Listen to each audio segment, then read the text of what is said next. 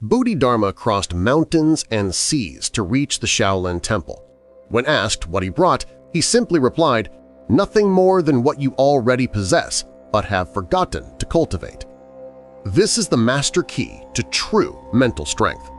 The modern man wears invisible armor, trained muscles, optimized routines, maximum productivity, but beneath the performance there was a silent fracture, the mind that never rests. The strong body inhabited by a restless spirit, the strength that impresses others but cannot sustain itself. You might be able to lift the weight of the world, but can you sustain the silence of your own presence? Bodhidharma did not bring fighting techniques. He brought something more dangerous, the method for forging the unshakable. Not just muscles, but the inner structure that does not bend before chaos, pain, or uncertainty.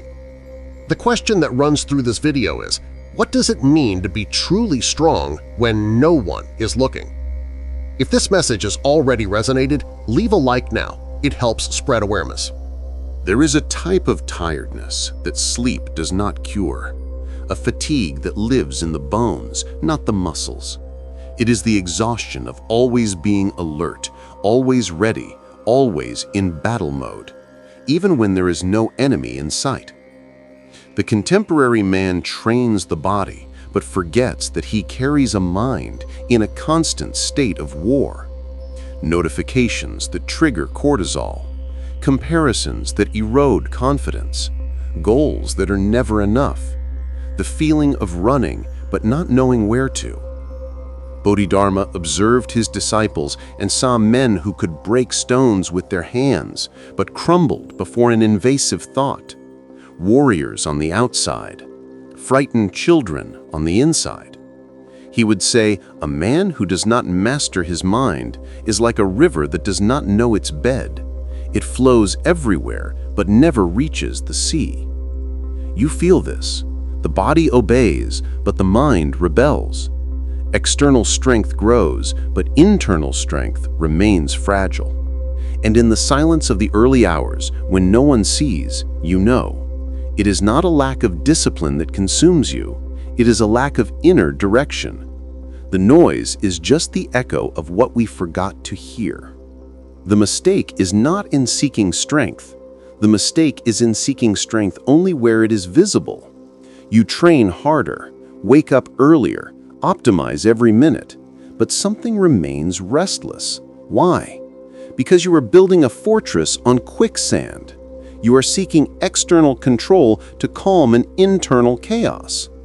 Bodhidharma called this the illusion of the distracted warrior, the one who confuses movement with purpose, action with presence, effort with mastery. The modern mind lives doped up on stimuli. Each achievement generates a greater void. Each goal reached reveals another ahead. You are always chasing, never possessing. Always becoming, never being.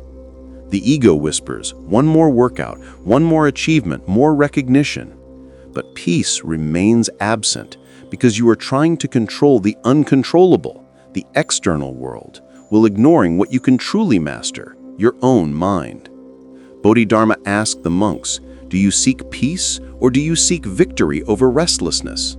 Because one frees you, the other traps you in an eternal war. The real question is, who inside you is trying to control everything, and what would happen if you stopped fighting against yourself? If you recognize yourself in this, stay with me until the end. There is a truth that changes everything. It was then that Bodhidharma revealed the paradox that would transform warriors into masters. Unshakable strength does not come from resisting chaos. It comes from remaining motionless within it.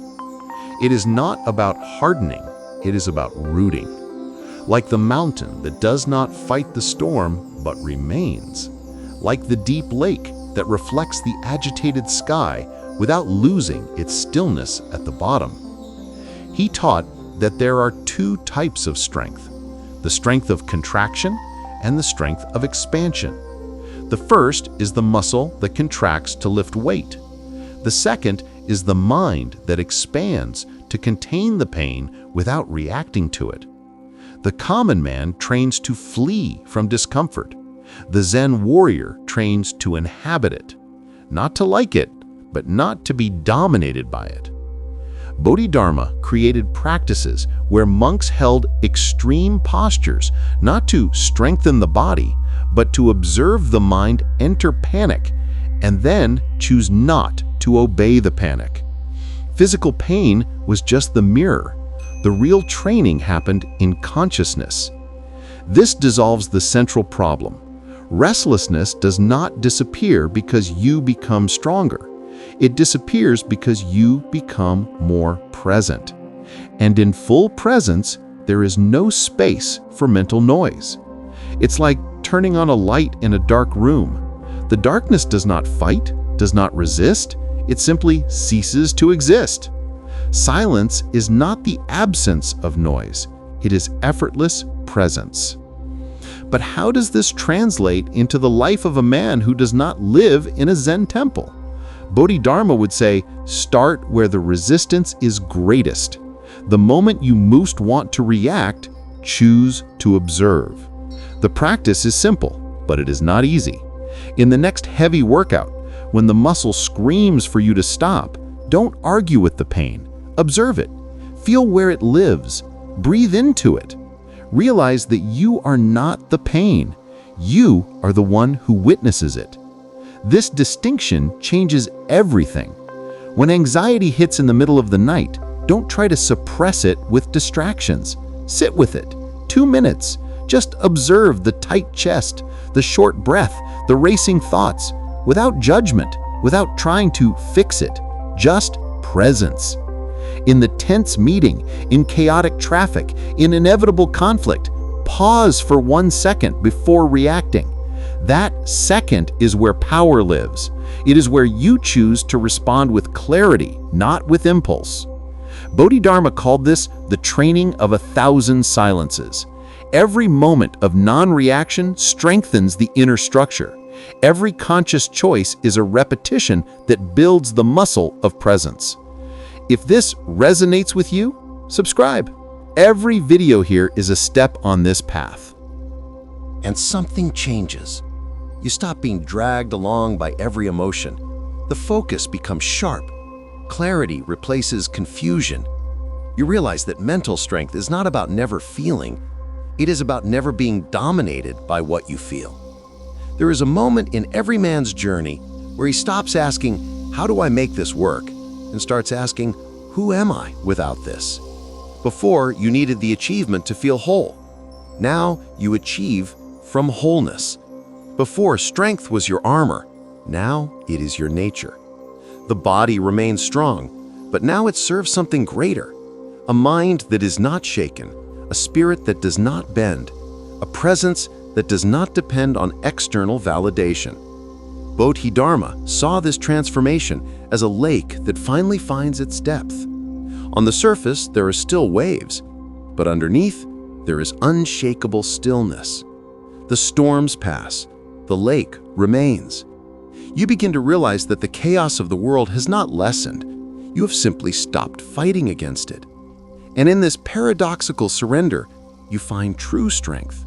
Not the strength that needs to prove itself, the strength that simply is. The external warrior impresses, the internal warrior transcends.